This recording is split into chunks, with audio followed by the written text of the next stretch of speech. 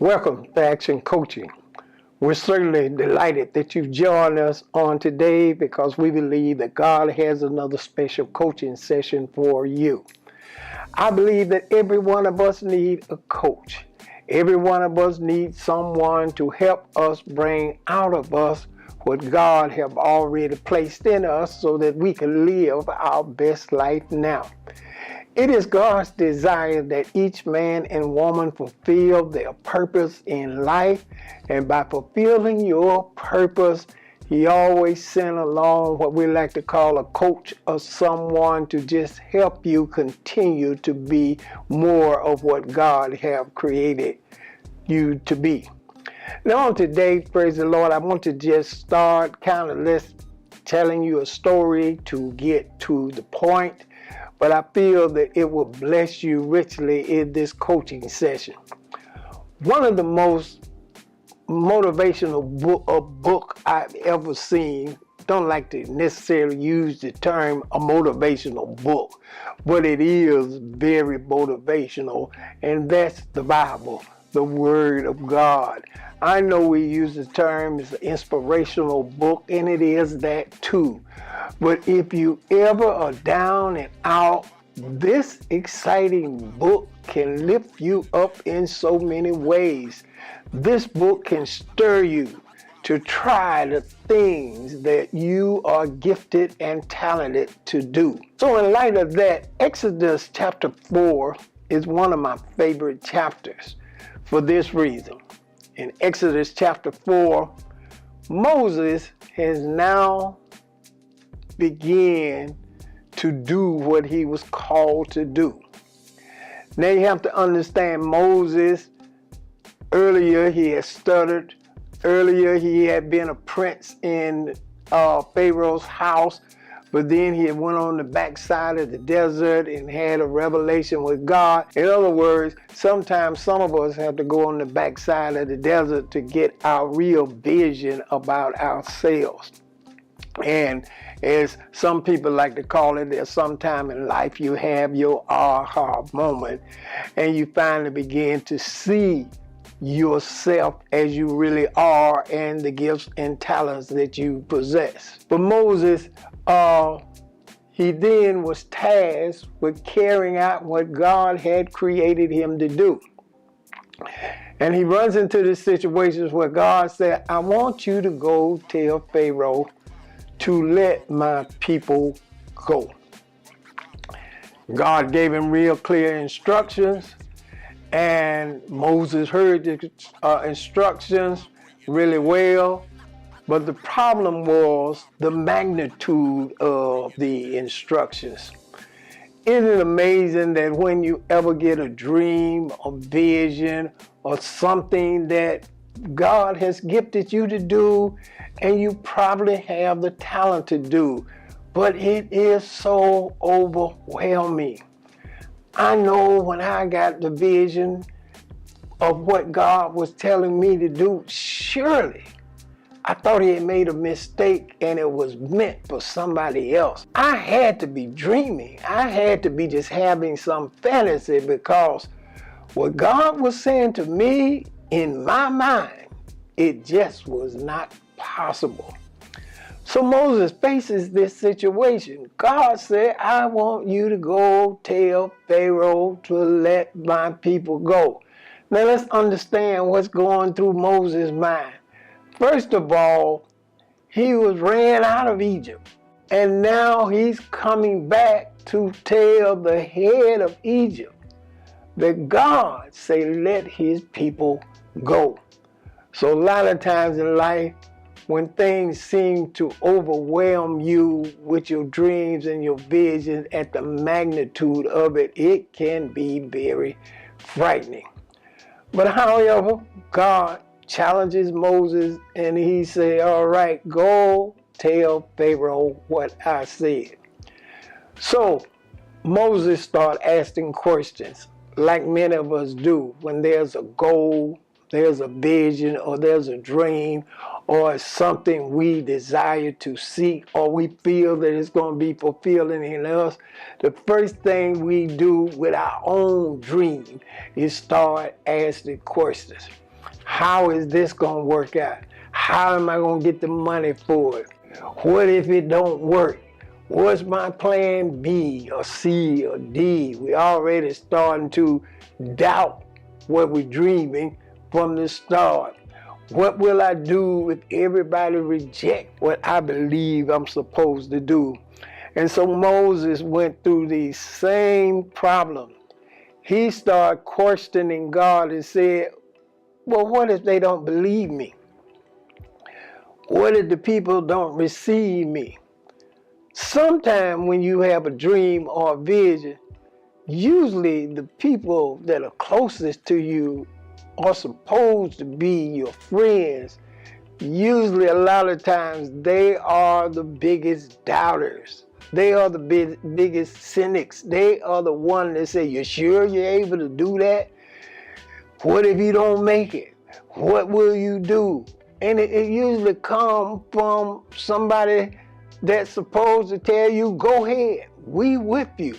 Try it. It's going to be okay.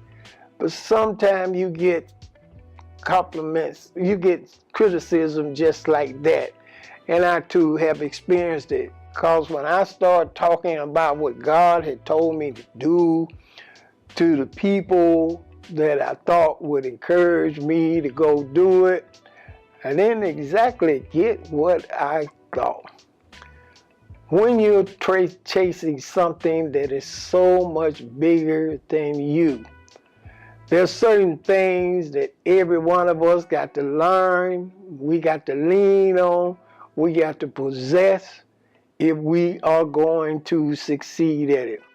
Don't care what your dream is. You may be the next great actor, or the next great fashion model, or you maybe want to be the next great computer whiz, or you want to be the next great whatever. Still, the same principles apply. You may be so broke, as they used to say in my time, you don't have two nickels to rub together, but yet you believe you can possess billions and millions of dollars and you're going to achieve this great dream. Well, I'm here on Action Coaching to use the story of Moses to talk about some principles that all of us need if we are going to succeed. Now, the first thing Moses said to God, what if they don't believe me when I come? What if the people won't receive me when I come? And sure enough, what if Pharaoh don't believe me when I come? Now, a lot of times in life, people hinder their success by worrying about the fact that other people don't believe in you. I got news for you. There are a whole lot of people that are not going to believe in you. Oh, now I know you said, well, there's some people believe in you. They usually believe in you after what you believe has come to pass, or you show signs that you're going to be success. Then everybody jumps, as they used to say, in the car in and say, I was riding with you all along.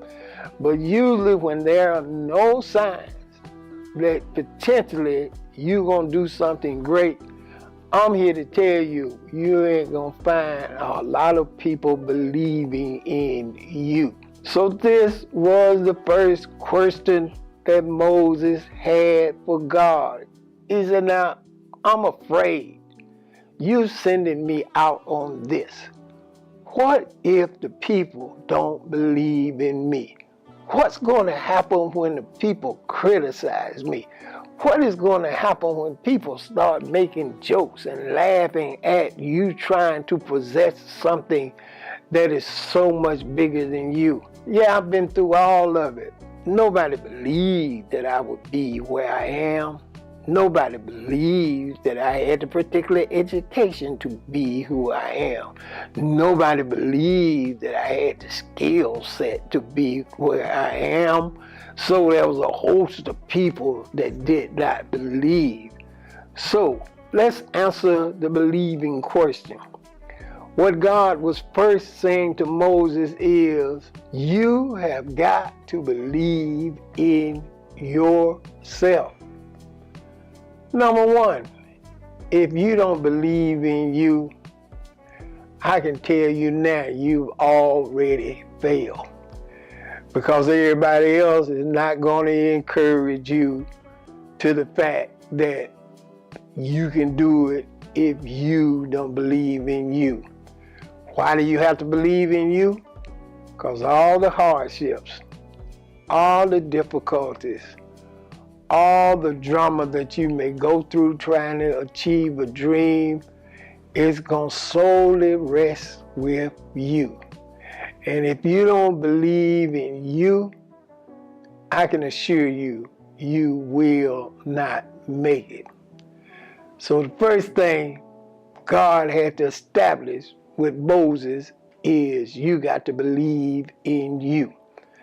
Don't want you to go anywhere. I'll be right back to talk to you.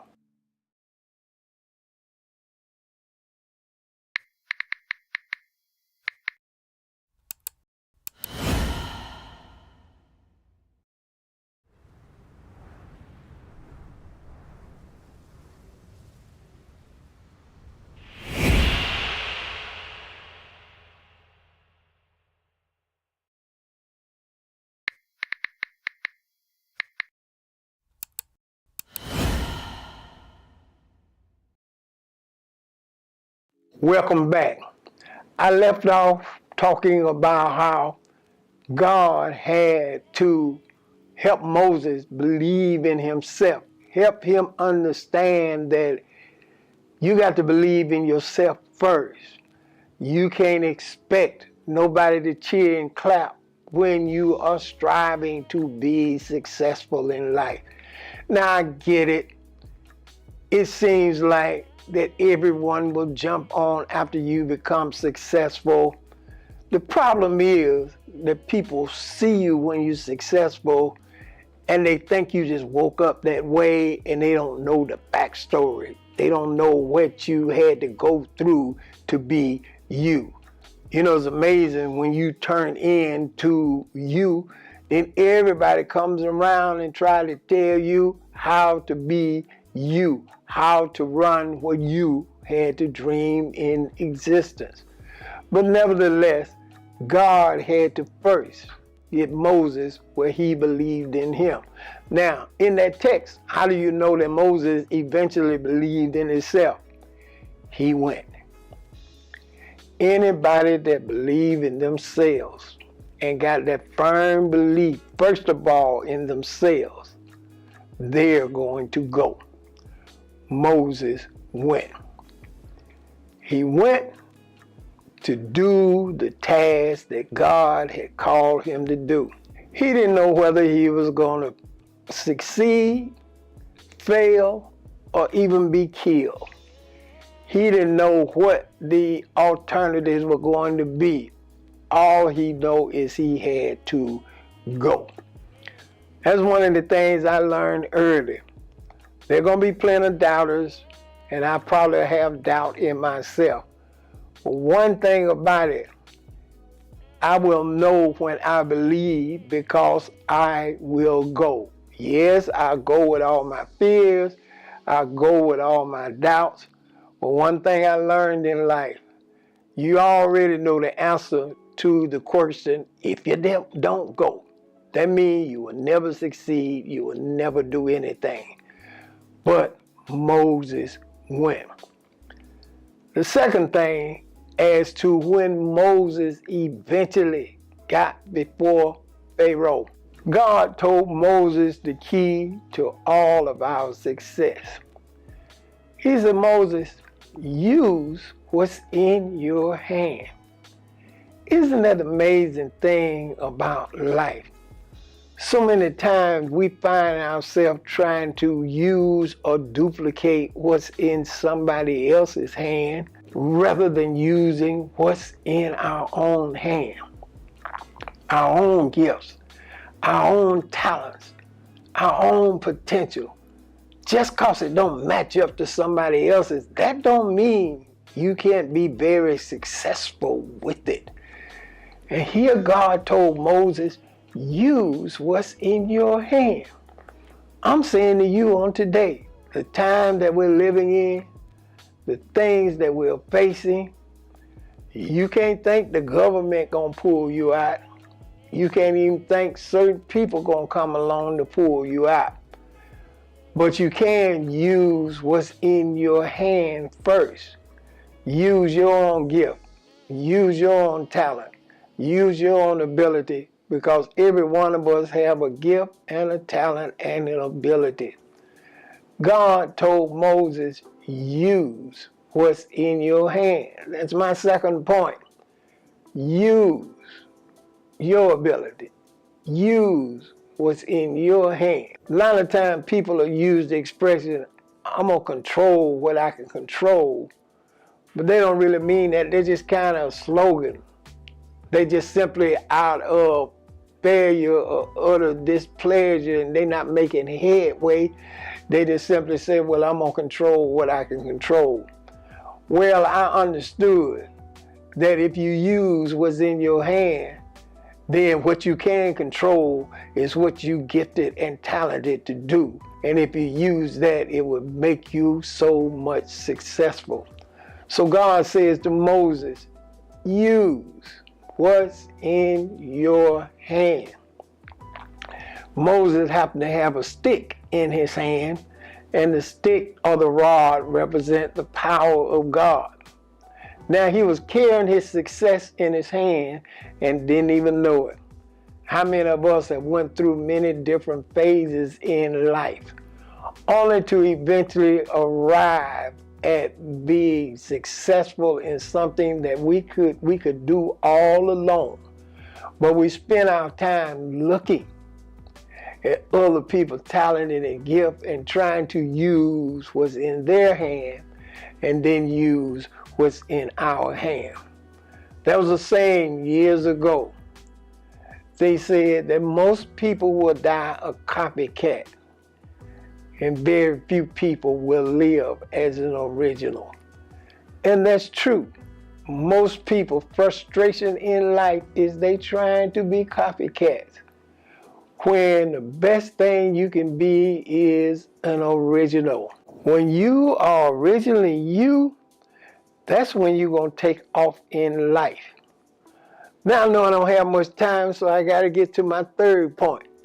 Now, how did that apply to me? How does it apply to you?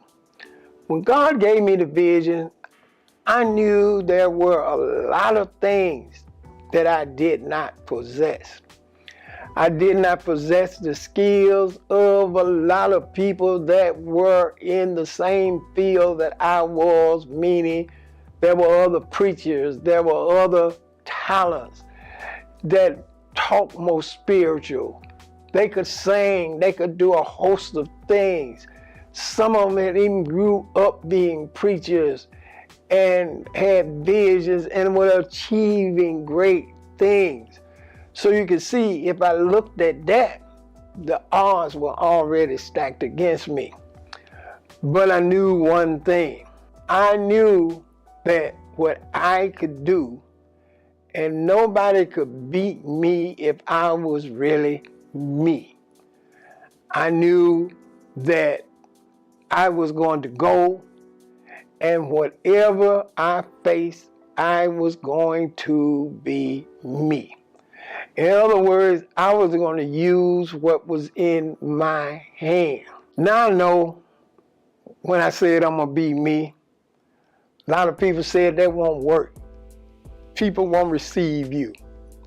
You got to do this and that.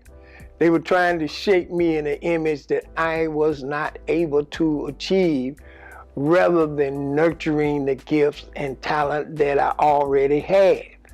But I was very protective of the fact that I was going to be me, because success or failure would not bother me so much as long as I was being me. In other words, I was using what was in my hand. And I decided that if this dream was going to come to pass, I was going to be me all of the way. Sink or swim, I was going to use what's in my hand. And isn't it amazing that when I use what was in my hand, well, the rest of the story is God's story, or like we used to say, His story. I use what was in my hand. When Moses eventually realized the power of what was in his hand, he had nothing but awesome success. Now imagine, for 40 years in the wilderness, what was going to bring him success? He had it in his hand all along. The rod that he probably used to help him walk, or if he was going long distance, he would lead on the rod. Or he was tending sheep, but he probably used the rod to guide the sheep or push them in a certain direction. And he did not even know that 40 years later, this was going to make him one of the most powerful men that are mentioned in the scripture. Isn't it amazing that you might not realize what's going to bless you, but I can tell you right now, it's already in your hand. And as you continue to use what's in your hand, you're going to start looking back like I did and say, if I only knew this, I would have tried this 10 years ago. I would have stopped trying to go do this, go do that, go do the other thing. I would have used what was in my hand. I certainly want to encourage you that in coaching or in helping people, we're not trying to reshape them or reshape you. We're trying to help you focus in on using what you have, your gift and talent, to the best of your ability. And when you've done that, you have nothing to be ashamed of. You have nothing to be afraid of, because I can assure you that it will work for you.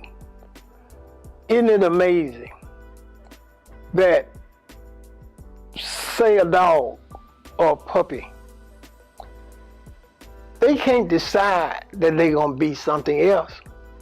They're going to have to be a dog or a puppy.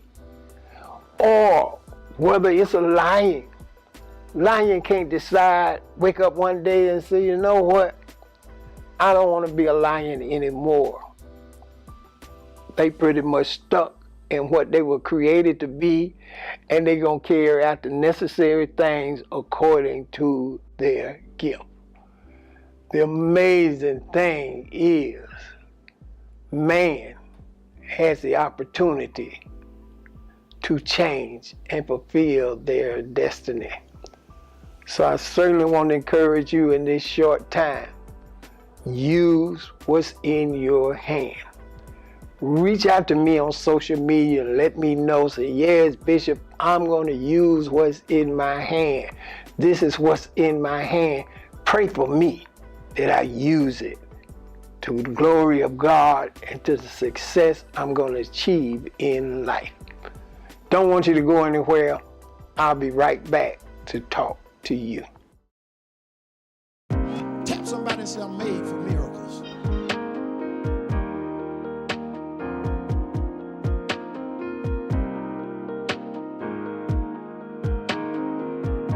You know why God allowed things to happen to you?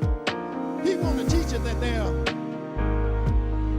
about 5 people got it. He want to teach you that there are. So whatever the devil knock you back with, God said, now's the time to show it that he can't keep me there. Y'all ain't talking. Now is the time to let the devil know, greater is he that is in me than he that is in the world. Wasn't action coaching awesome on today? You're learning to use what's in your hand. And certainly I thank God for that exciting message that he gave me, that coaching session, to help you start, look within, look what you got in your hands and use it. And you're going to find out that you can make a whole lot of changes to your life if you use what's in your hand. I trust that you've enjoyed the coaching session on today, and I certainly want to encourage you to sit down and sow a generous seed faith offering for the support of Action Coaching. There are so many people that need coaching like this, and as a result of your financial support, you are helping us to continue to reach out and bless so many people. So I would love for you to sit down and sow a generous seed faith offering on today. There's a link in my bio that will give you a host of ways to sow unto Action Coaching, and I want to encourage you, do it now. Don't wait. Help us now so we can continue reaching a host of people with this great coaching message that God has given us. We want to expand Action Coaching, do different things that'll further help us to reach more areas and more people, and with your financial support, we'll be able to do that. Well, I certainly thank God for you on today. And as I do each and every week, I want to encourage you. Share the word with a friend and keep the word in action.